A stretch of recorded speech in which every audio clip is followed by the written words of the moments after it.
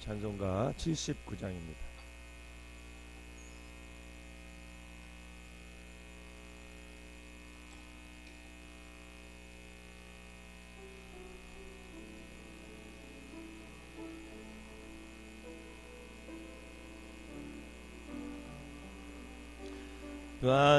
하나님 지으신 모든 세계 내 마음 속에 그리어 볼 때 하늘의 별 울려 퍼지는 내 성 주님의 권능 우주에 찾네. 주님의 높고 위대하심을 내 영혼이 찬양하네. 주님의 높고 위대하심을 내 영혼이 찬양하네. 숲속이나 험한 산 골짜기에서 지저귀는 저 새소리들과 고요하게 흐르는 시냇물을 주님의 솜씨 노래하도다. 주님의 높고 위대하심을 내 영혼이 찬양하네. 주님의 높고 위대하심을 내 영혼이 찬양하네. 주 하나님 독생자 아낌없이 우리를 위해 보내주셨네. 십자가에 피 흘려 죽으신 주 내 모든 죄를 대속하셨네. 주님의 높고 위대하심을 내 영혼이 찬양하네. 주님의 높고 위대하심을 내 영혼이 찬양하네. 내 주 예수 세상에 다시 올 때 저 천국으로 날 인도하리. 나 겸손히 엎드려 경배하며 영원히 주를 찬양하리라. 주님의 높고 위대하심을 내 영혼이 찬양하네. 주님의 높고 위대하심을 내 영혼이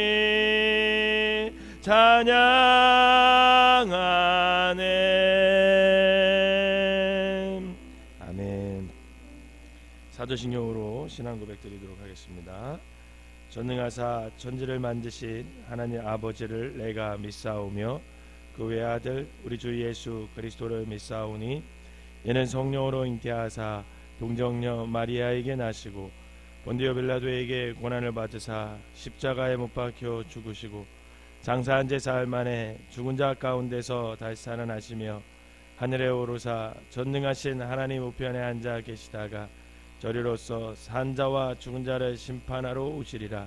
성령을 믿사오며 거룩한 공예와 성도가 서로 다하는 것과 죄를 사하여 주시는 것과 몸이 다시 사는 것과 영원히 사는 것을 믿사옵나이다.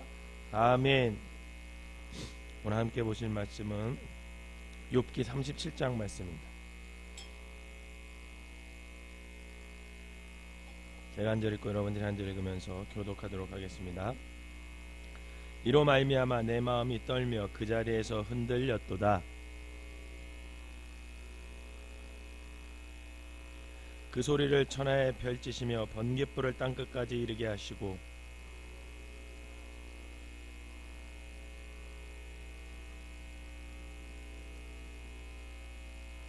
하나님은 놀라운 음성을 내시며 우리가 헤아릴 수 없는 큰 일을 행하시느니라.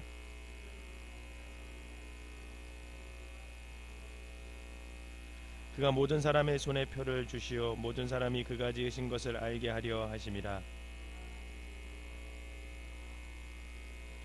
폭풍우는 그 밀실에서 나오고 추위는 북풍을 타고 오느니라.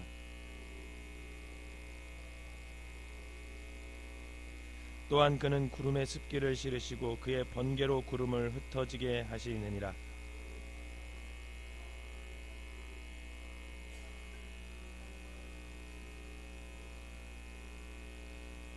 혹은 징계를 위하여 혹은 땅을 위하여 혹은 긍휼을 위하여 그가 이런 일을 생기게 하시느니라. 하나님이 이런 것들을 명령하셔서 그 구름의 번개로 번쩍거리게 하시는 것을 그대가 아느냐? 땅이 고요할 때 남풍으로 말미암아 그대의 의복이 따뜻한 까닭을 그대가 아느냐?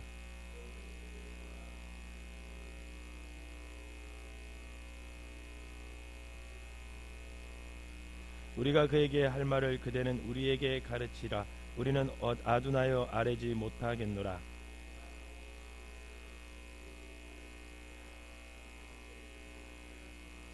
그런즉 바람이 불어 하늘이 말끔하게 되었을 때 그 밝은 빛을 아무도 볼 수 없느니라.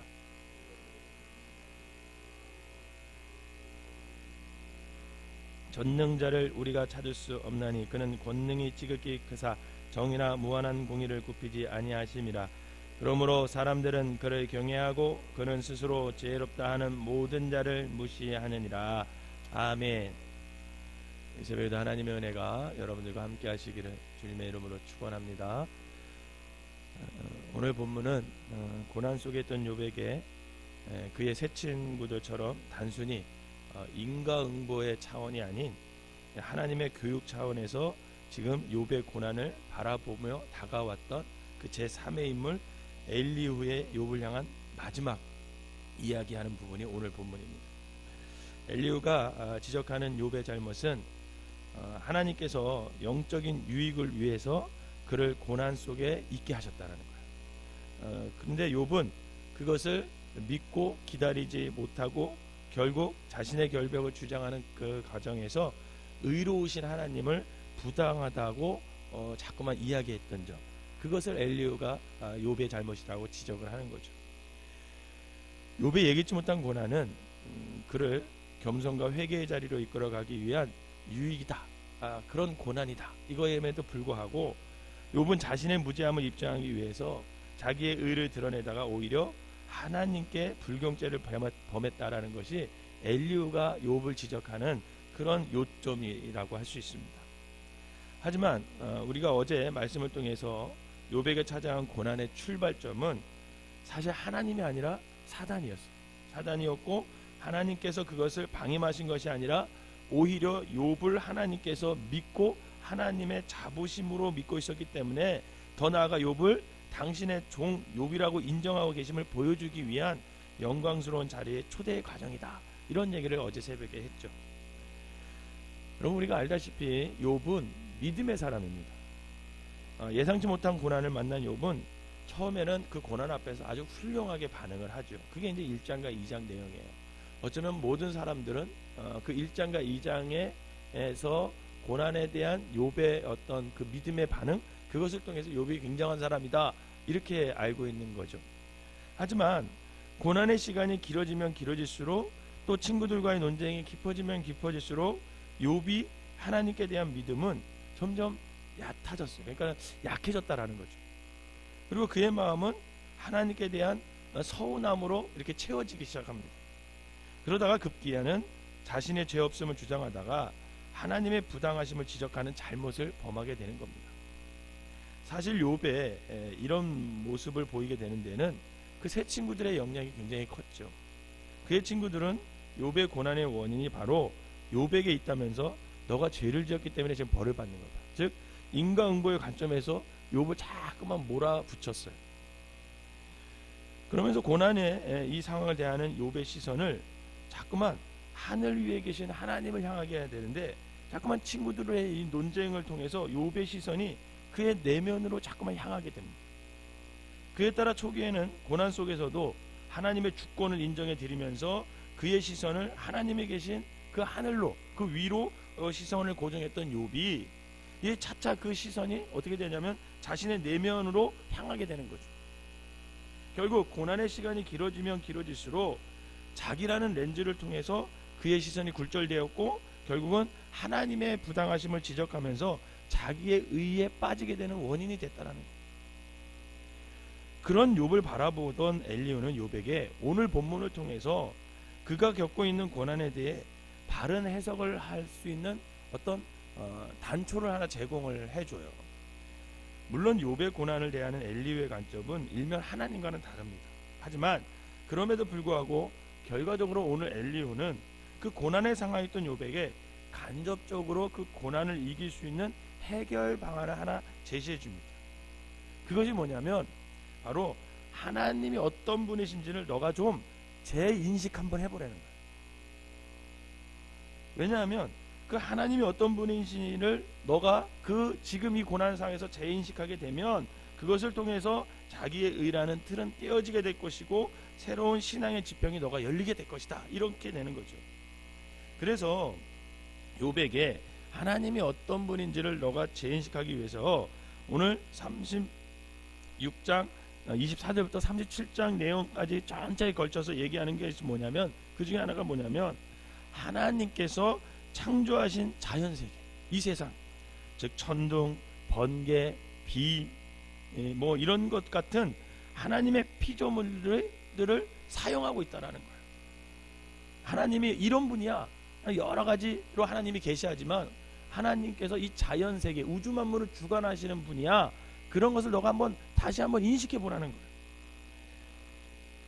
하나님께서는 인간의 제한된 지식으로는 결코 이해할 수 없는 그 전능하심으로 이 자연세계를 창조하셨고 또한 그 세계를 운행하고 계신 그런 분이라는 것을 엘리후가 말하고 있습니다. 그러기에 현재 욥이 겪고 있는 고난은 욥 자신의 어떤 제한된 지식으로는 결코 이해할 수는 없지만 분명 전능하신 이 하나님의 섭리 가운데 그 오묘하신 뜻을 담고 있다는 것이 바로 엘리후의 주장이라는 거예요. 엘리후는 그래서 14절을 통해서 욥에게 이렇게 얘기해요. 여러분 14절을 한번 봅시다. 14절 시작. 욥이여 이것을 듣고 가만히 서서 하나님의 오묘한 일을 깨달으라. 여러분 이게 무슨 말입니까? 욥아 너 이제 그만 말하라는 거야. 너의 의 또 하나님에 대한 어떤 부당함 이거 이제 그만 말하고 하나님이 지으신 이 자연세계 눈이 어떻게 내리며 비가 천둥과 번개가 어떻게 치며 이런 것을 좀 가만히 서서 하나님의 그 오묘하신 일을 좀 한번 바라보라는 거예요. 엘리후의 입장에서 욥이 할 수 있는 최선책은 뭐냐면 그런 자연세계 현상들을 바라보면서 그 모든 것을 주관하고 계시는 그 하나님의 권능과 능력을 생각함으로 하나님이 누구인지를 너가 다시금 한번 인식해봐. 이 얘기를 오늘 본문에 하고 있는 거예요. 즉 엘리후는 욥에게 자연세계를 창조하시고 운행하시고 계신 그 하나님의 광대하신가 크신 권능을 바라보면서 다시 한번 너가 그 너의 시선을 내면으로부터 그것을 띄어서 하늘에 계신 위로부터 이 우주 만물을 지은 그 하나님께 너의 시선을 좀 고정해봐. 그래서 다시 회복해봐. 이렇게 얘기를 하는 거죠. 사랑하는 여러분, 하나님께서 우리 인간들에게 당신 자신을 보여주는 것을 계시다 이런 말을 써요. 당신을 우리에게 계시한다 이렇게 얘기하는데 여러분 그 계시는 일반 계시와 특별 계시로 나눌 수 있습니다. 여러분 근데 일반 계시는 뭐냐면 인간에게 어떤 구술적인 전달 형식으로 오는 게 아니에요. 어떤 음성이나 어떤 글자나 이런 걸로 오는 것이 아니라 어떤 자연현상 또 역사가 흘러가는 것 또 인간의 어떤 본성을 통해서 하나님께서 당신을 우리에게 표현해 주시는 것을 특별 계시다 이렇게 얘기를 해요. 그 대표적인 것이 바로 오늘 본문에 등장하는 내용처럼 창조하신 자연의 섭리 속에서 당신이 어떤 분이신지를 하나님께서 드러내 보여주시는 것, 그것을 일반 계시라고 합니다. 더불어 특별 계시는 대표적인 예는 뭐냐면 우리가 잘 알고 있는 이 하나님의 말씀이 성경이에요. 사실 우리는 하나님께서 당신이 누구인지를 너무나 세세하게 보여주고 알려주는 특별 계신 이 성경을 곁에 놓고 살면서도 뜻하지 않은 어떤 고난을 만나게 되면 굉장히 당황하게 됩니다. 사실 이 안에 답이 다 있거든요. 우리는 답을 갖고 있으면서도 결국 이 답을 볼 생각을 안 하고 내 안에 죄를 벌려고 하고 내 안에 내면 세계를 보면서 이 성경을 등한시할 때가 많아요. 그리고 그 성경의 내용은 그때 그곳 그 사람들에게만 일어나는, 즉 그 사람들에게만 적용할 수 있는 그런 일로 치부하면서 현재를 살아가고 있는 이곳 이 자리 나와는 별개의 것으로 여길 때가 너무나 많다라는 거죠. 그러면서 욥의 세 친구들처럼 그 지금 당하는 고난이 인과응보의 차원에서 아니면 나와 내 내부의 문제로 바라보면서 우리의 시선을 하나님을 향하지 못하게 하고 자꾸만 내 내면과 주변 환경을 탓하게 될 때가 많다라는 겁니다. 이럴 때에 우리로 하여금 나라는 그런 좁은 틀에서 좀 벗어나서 상황을 재해석하게 하는 통로가 되는 것이 바로 이 자연 현상과 법칙을 통해서 그 속에서 자신을 계시하고 계신 그 하나님의 광대하심과 전능하심을 발견해 보는 것도 또 하나의 방법이라는 것을 엘리후가 오늘 알려주는 거예요. 여러분, 바로 그 시선을 통해서 우리는 나를 뛰어넘어 이 자연 세계를 주관하시는, 우주 만물을 주관하시는 위에 계신 하나님을 우리가 느낄 수가 있다라는 거죠. 사랑하는 성도 여러분, 하나님은요 온 세상을 창조하신 창조주시고 당신의 선하심 속에 한 채의 오차도 없이 만물의 를 주장하고 계시는 주관자이심을 여러분 믿으시기를 바랍니다. 그 주님의 전능하시며 선하신 손길 가운데 우리의 삶 또한 그 속에 포함되어 있다는 거예요. 그러게 마치 욥처럼 예기치 않는 고난에 처하게 될 때 그 책임을 우리 자신이나 하나님께 돌리는 영적 어리석음을 범하지 않기 위한 방법 중에 하나가 뭐냐? 그 자연의 섭리 속에서 하나님의 전능하심과 강대하심 그리고 측량 못할 하나님의 지혜를 재발견해 본다라는 거죠. 그래서 예수님께서도 복음을 설명하실 때 또 하나님에 대해서 설명하실 때 자연세계를 많이 이용하셨어요. 그러면서 이렇게 예수님께서도 말씀하셨습니다. 들의 백합화가 어떻게 자라는지 생각해봐라. 수고하고 수고하지 아니하고 길싸움도 아니하고 그런데도 불구하고 그 들의 백합화가 아름답게 피지 않는, 공중의 새를 봐라. 심지도 않고 거지도 않고 창고에 모아지지도 아니하되 너희 하늘 아버지께서 기르시나니 너희는 이것들보다 귀하지 않아요. 이렇게 예수님도 자연세계를 보면서 하나님이 우리를 얼마나 사랑하는지 그거에 대해서 우리에게 이야기해 주셨죠. 여러분, 우리가 자연세계를 바라보며 질서있게 운행해 가시는 그 하나님의 전능하심을 바라볼 수만 있다면 우리의 머리로 이해할 수 없는 현재의 고난은 우리를 귀하게 여기시며 당신의 자녀로 삼아주신 그 하나님의 오묘한 섭리 속에서 우리를 당신의 신실한 종으로 인정해주는 과정임을 알게 될 것을 여러분 믿으시기를 바랍니다. 여러분, 오늘 예수님 말씀처럼 백합화도 아름답게 꽃을 피우게 하신 하나님, 공중의 새도 먹이시는 하나님이 왜 하물며 너의 삶을 모르고 계시냐겠냐는, 다 알고 그 고난 가운데서 힘들어하는 그 마음까지도 하나님은 다 아셔서 그때그때 하나님은 우리에게 채워주신다라는 것을 오늘 엘리후는 자연세계를 보면서 욥 너가 좀 깨달아 그렇게 얘기를 하는 겁니다. 사랑하는 성도 여러분, 오늘 우리의 삶이 비록 힘들고 고난할지라도 이 자연을 한치의 오차도 없이 주관하고 계신 하나님께서 바로 오늘 나의 상황 또한 붙들고 계시다는 사실을 잊지 마시기를 주님의 이름으로 부탁을 드립니다.